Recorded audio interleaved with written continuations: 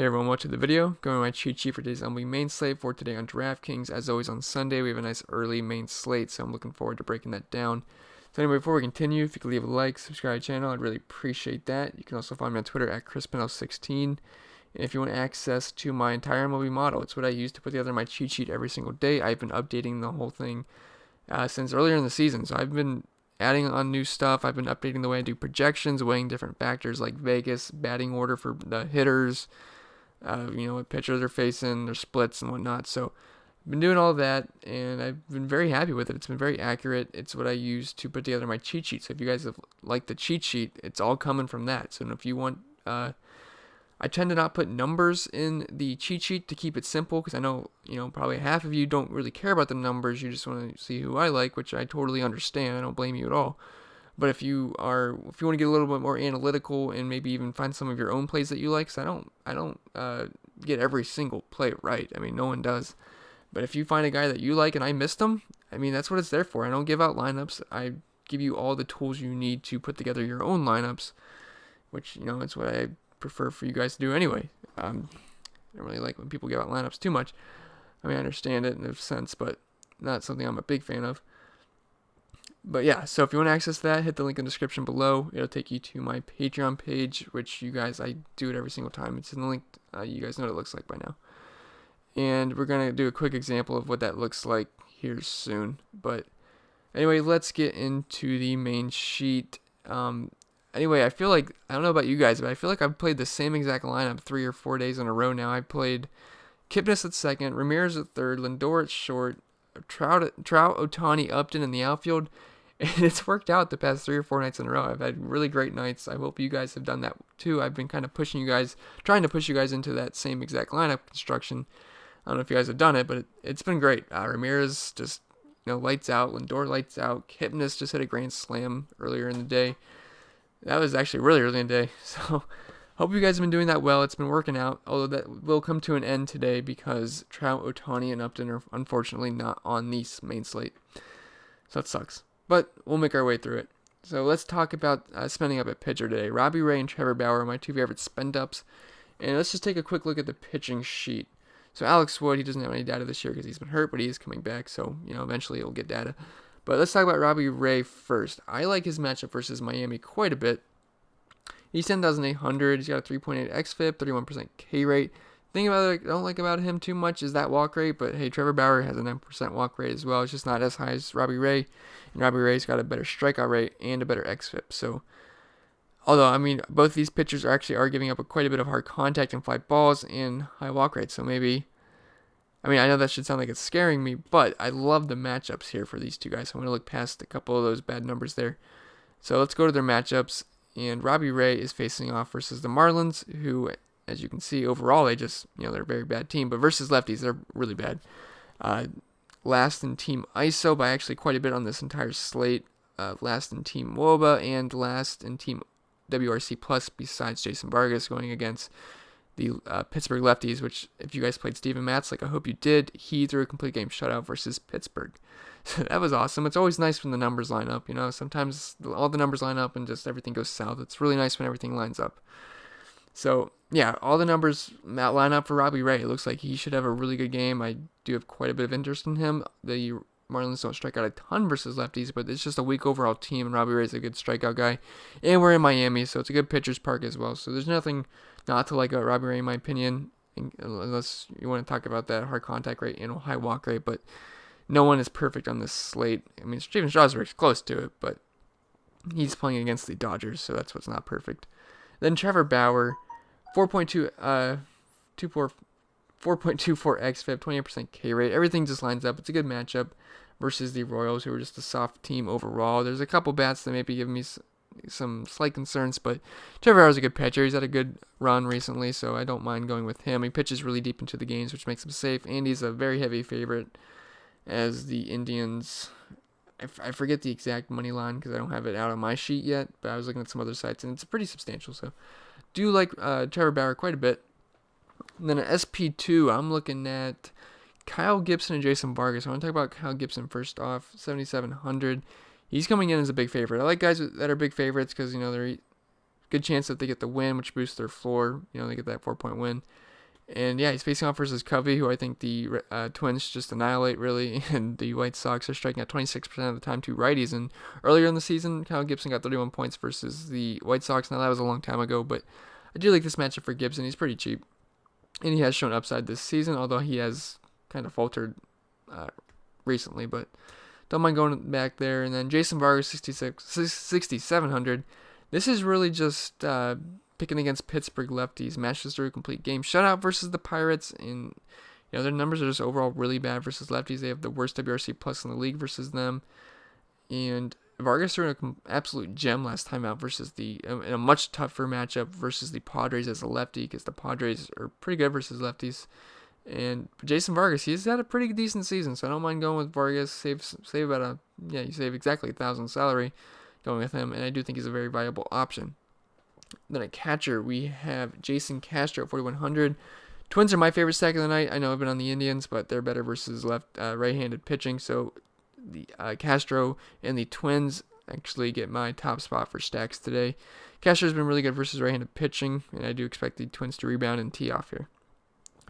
Then Roberto Perez, 3,300. The Indians' offense gets downgraded as a whole versus lefties, but I don't think they're going to have too much of a problem versus Duffy. They've been hot, and if they can get to that bullpen early on, I think they can have a great day as well. But Perez is actually one of the few who gets a nice boost versus left-handed pitching, as he's been very good versus them so far this season. And the Indians still have a really high team total. It's above 5 right now, so I do like the Indians quite a bit. And at first base, we got some value options. G-Man Choi, 3,600. Should be leading off for one of my favorite stacks of the day versus Dirty Sanchez in the Blue Jays bullpen. I know last time Aaron Sanchez was on the mound, we stacked the Indians against him, and they sucked. And I think that was the last time they sucked for a while. So I don't think Sanchez is going to get that lucky again. He's been a very terrible pitcher this season, pretty much a gas can. So I don't mind the Rays whatsoever, and they're all very affordable. So it's a nice cheaper stack, and it allows us to spend up at pitching. Then Joey Votto, 4K. These Reds lefties are in an excellent spot. I just realized I skipped over Tucker Barnhart at catcher, so let's talk about Tucker Barnhart. He's 2,900. Really liking the Reds lefties as good values tomorrow in Great American Ballpark versus Lambert, who's a punching bag for left-handed bats, basically. Just absolutely terrible numbers all around. And I know it's not in Coors, but it's not too far off from Coors. And Cincinnati, it's a great park for hitting, so I do like these Reds lefties, and they're very cheap. So now let's talk about Joey Votto, now that I got that out of the way. He's 4K, and he's just lefty for the Reds versus Lambert. And then Nate Lowe, Lowe. I know there's a Brandon Lowe or Lowe. I can never remember them right. Let's call him Lowe. He's 4K. He's projected to bat 5th at the moment, and the Rays and Reds are looking like nice value stacks for me tomorrow. Then second base, Scooter Gennett at 3,400. Sound like a broken record here, but super cheap lefty versus Lambert in a great hitter's park. Joey Wendell, 2,800. Just more cheap Rays exposure, lefty versus Sanchez. Then Robbie Cano, 3,400. I've listed pretty much 6 straight value options, so we'll get into some higher price guys soon, don't worry. But I want to spend up for a pitcher, so we do need value options. I just want to lift off the most expensive guys because that's pretty obvious. And then, so Robinson Cano, 3,400. Archer does like to give up a homer or 2 per start. Trust me, I know I've rostered him quite a few times this season, unwillingly. It's just the way the slate worked out, but he was chalked those times. But Cano should be batting 3rd or 4th, so I don't mind the value for Cano versus Archer. And then at third base, we got Nolan Arenado at 4,600. It's always tempting to use Nolan outside of Coors at this price, but this is one of those spots where I'm actually going to want to do it. This is a very good spot versus a lefty in Great American Ballpark. Then we got J-Ram, 4,400. He is on fire. And then I said that really weird. I didn't mean to. But I much prefer him versus righties, but he is back. He has been awesome. Homer, just after homer after homer, good game after good game. I've been playing him for like a straight week now. And yeah, Indians are on fire as a whole, and while I do prefer them versus righties, I'm riding this hot streak for the Indians, and he's at a very nice price point at 4,400. I'm telling you, he's going to be 5K soon, so get in before he does. Although they do have some tough series coming up versus the Astros, I believe. So this might be the last day we're on the Royals for a little bit. Last day we're on the Indians for a little bit. And then we also have Josh Van Meter at 3,600. It seems like every time I'm interested in him, he goes deep, and this is an amazing spot versus Lambert. I added him on the sheet after lineups dropped, and he hit a home run yesterday. He hit a home run versus Milwaukee that one day. And then that one day when he was like dirt cheap, I believe he homered. So I mean, I'm 3 for 3 on Van Meter so far. So hopefully we can be 4 for 4. I do like this spot versus Lambert. And then at shortstop, I'm playing either two guys at shortstop. I've listed so many value options, we're going to be able to afford it. I got Jorge Polanco at 4,900. I love the Twins today. They get the nod over the Indians for me as a top stack, and Polanco is a much better hitter versus righties, so I do like Polanco and the Twins quite a bit. Then Frankie Lindor, 5,000. Like most of the Indians, he's better versus right-handed pitching, but this team is on fire, and he's their best player. It's between these two for who I'm using at short today, and I'm not really considering anyone else, unless maybe a really good value option pops up. Like last night, Jose Rondon was 2,100, I believe, and he ended up batting 5th or 6th, so I just plugged him in cash, and I think he got 5 points, which was just fine.